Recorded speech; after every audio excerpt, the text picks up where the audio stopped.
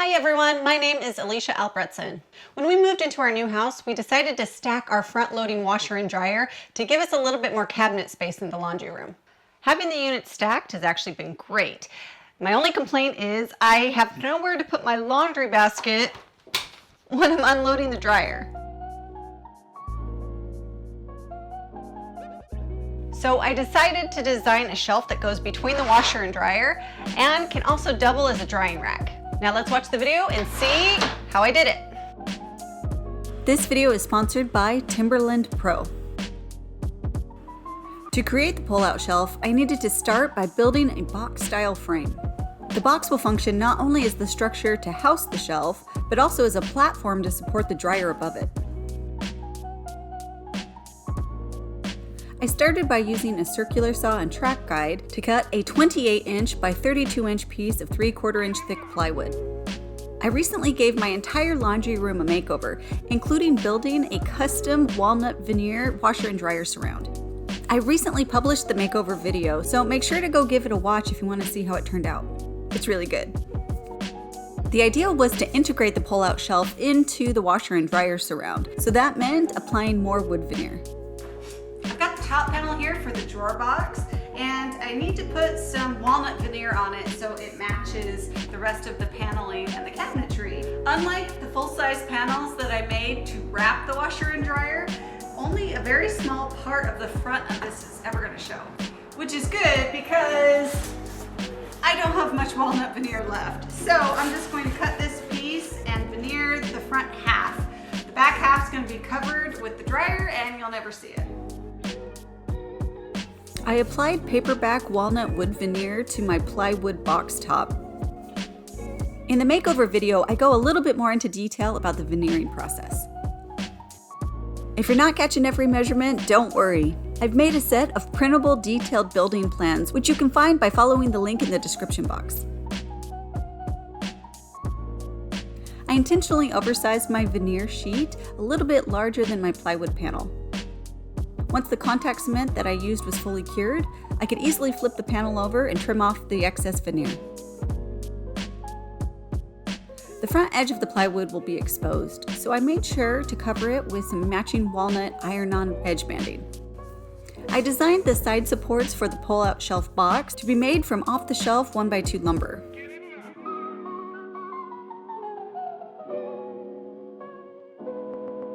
I had some wider 1x6 walnut boards left over from another project, and since they matched the plywood so well, I decided to pull out my table saw and rip those down to 1.5 inches wide.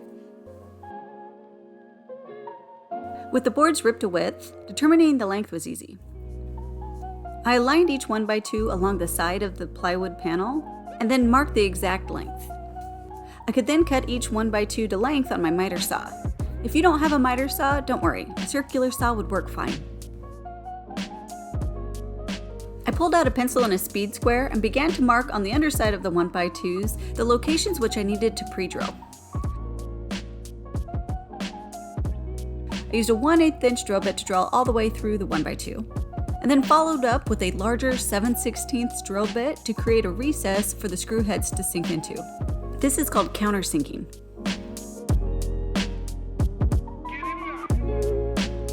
Next, I applied a healthy amount of wood glue to the opposite face of the 1x2s.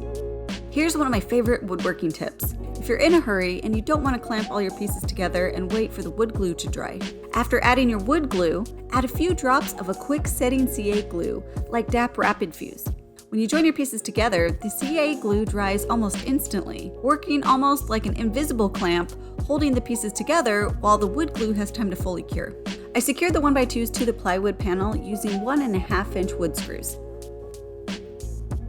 Out of the same walnut 1x6 that I had used for the sides, I was also able to cut another strip of walnut for the face of the shelf. On my version of the pull-out shelf, I used an inset drawer face. But after having the unit installed, I decided an overlay drawer face would look a lot better, so I updated the design in the printable plans. On the underside of the plywood box, I measured and marked the location for the internal support. I used a speed square to mark a line that will help me with alignment later. I then cut a scrap piece of 1x2 poplar slightly narrower than the width of the plywood box. This piece would become the backstop for the pull-out shelf and needed to be able to slide freely. I aligned a 1x2 between the plywood box side supports and marked my length. This piece I'm calling the front rail. I cut both the internal support and the front rail to the same length. Next, I made marks every 3 inches across the face of the front rail. I then used one of my favorite little tools, which is called a multi-mark made by Craig, to mark the center of the board on each line. I then transferred the location of each marking onto the internal support. Using an 11/16 diameter drill bit, I drilled through each marked location, creating 10 holes across each board. It's very important that these holes are drilled straight, so I definitely recommend using a drill press or a vertical drill guide if you have one. You can see I was a little impatient, and instead of drilling the front rail and the internal support separately, I tried clamping them together and drilling at the same time. It worked pretty well, but my drill press is kind of old and the head's a little wonky, so I don't think my holes turned out as straight as they should have been. I moved both the front rail and the internal support in place between the side supports. I placed the shelf face in position and shimmed the top edge and sides to simulate where it will be located once it's attached. I then used a speed square and a pencil to transfer the location of the holes in the front rail to the shelf face. Next, I transferred the exact same markings to the pull-out shelf backstop.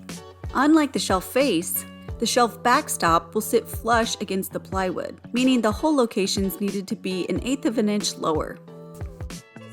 I then used a 1/2 inch drill bit to drill into the front rail and the backstop boards.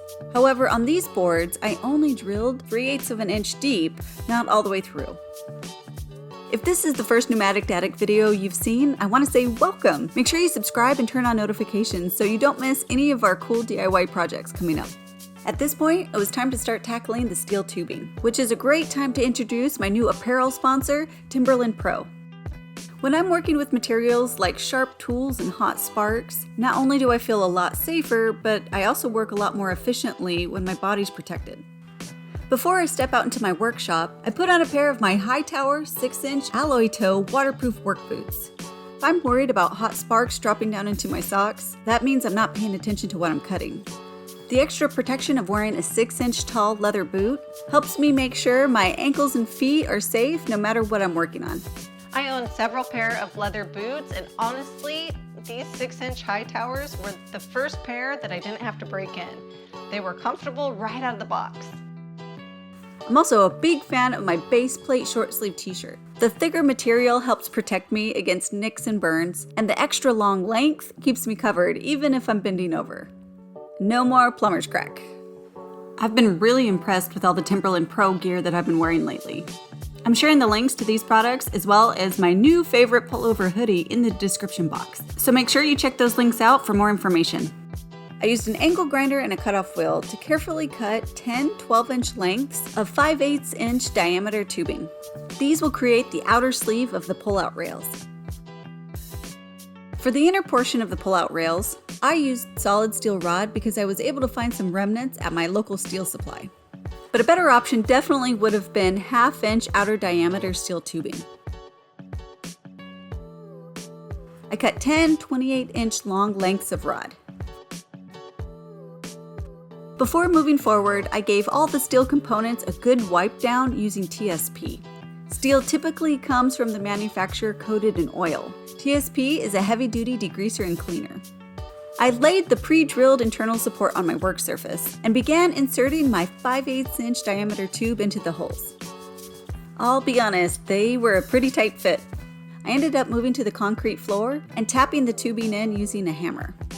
The good news is the tight holes created a friction fit and I didn't need to use any adhesive. Next, I recruited Bryce to give me a hand to help align the front rail onto the tubing. You ever hear of the expression, trying to put fishnets on an octopus? Yeah, it's kind of like that. Finally, we were able to get all the tubing aligned through the holes, and we were able to start tapping on the walnut front rail to get it flush to the ends.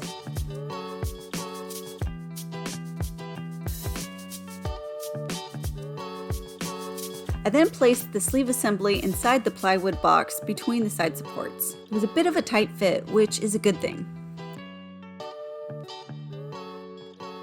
I then pre-drilled through the sides of the side assemblies and into the front rail and internal support. I countersunk the holes and secured everything together using 1 1/2 inch screws. At this point, I gave the entire shelf assembly a good sanding and took it outside for finish. I sprayed on 2 coats of shellac and 2 coats of matte water-based polyurethane so I could match the existing cabinets in the laundry room.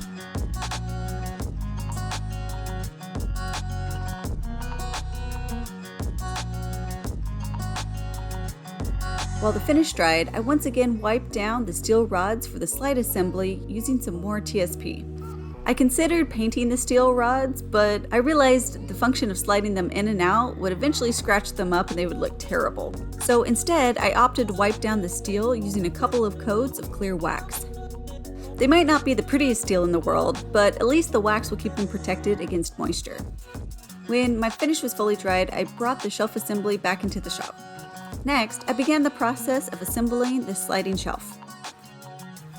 I mixed up a batch of 5-minute epoxy and filled the holes of the shelf face. I then inserted a rod through each of the sleeves on the shelf assembly and aligned the ends of the rods into the hole of the shelf face. I mixed up a new batch of epoxy and filled the holes on the backstop board. I then quickly aligned each of the rods into their corresponding holes. Sorry, I know I don't have the best video of this process, but that's because it moved really quickly and I was kind of panicking. The next day, I pulled the shelf through the sleeves and applied a bit of dry lubricant to the shelf rods as well as the sleeves. I'm getting ready to put the handle on the front part of the drawer, and I noticed it interferes with the bars. So I picked this handle because it matches the rest of the handles on the cabinetry in the laundry room, but I'm going to recommend that you maybe use knobs when you build yours. Either that or something intentionally spaced between the rails. Luckily, I was able to quickly make the modifications I needed to my drawer pull, but I discovered I had another problem. Now I am trying to drill the holes for the handle, and I can't get my drill bit in straight. So luckily I have this little offset drill for a Bosch drill and driver, but I'm going to recommend in the building plans to pre-drill the face before you add the rods so that you don't have this weird problem trying to get your drill bit in straight. The next step was to pre-drill through the side supports to prepare for mounting the shelf assembly. I also made sure to countersink the holes so the heads of the screws wouldn't interfere with the backstop as it slides forward and backwards. As I have previously mentioned, I had just installed a veneered MDF washer and dryer surround. Definitely head over to the makeover video after this one to check out that process. Before you start building, make sure you measure the dimensions of your opening. We determined the height to mount the shelf assembly by measuring the height of our washing machine and adding just a couple of millimeters for wiggle room.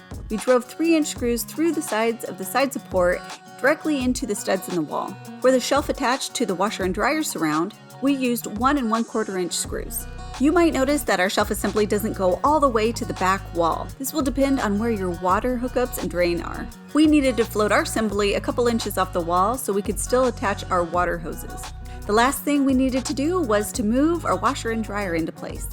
Make sure you read the manufacturer's instructions for stacking your particular washer and dryer. Some models require that the units be secured together using a special bracket attached in back. Ready to see my new laundry basket shelf in action?